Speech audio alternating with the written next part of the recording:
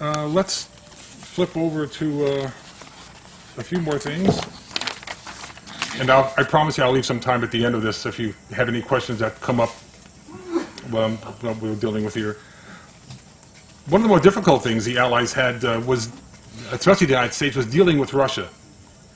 Although Russia it probably is recognized now as the most vital of all allies in Europe, because from 1941 to June 6, 1944, the only ally fighting Germany was the one in the east, was Russia.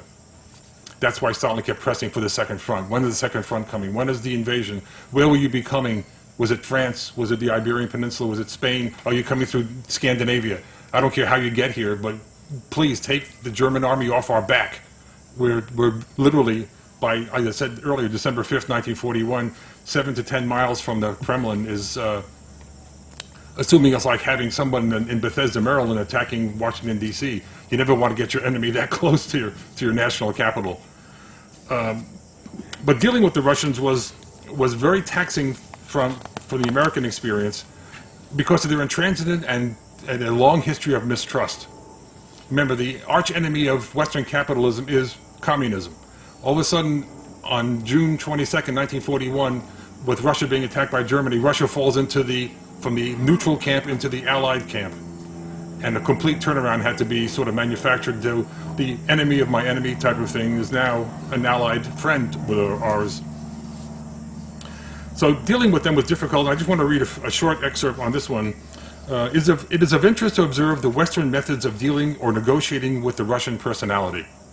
During the war, FDR said after the Turan Conference that, quote, "I had come to accommodate with Stalin. I felt pretty discouraged because I was making no personal headway.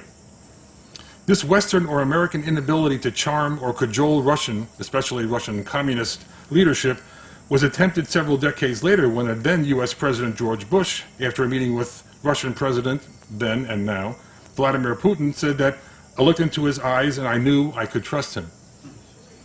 The Western, or in particular American political methods of personal interface does not effectively translate or operate vis-a-vis Eastern European or Russian communist sympathies or consciousness.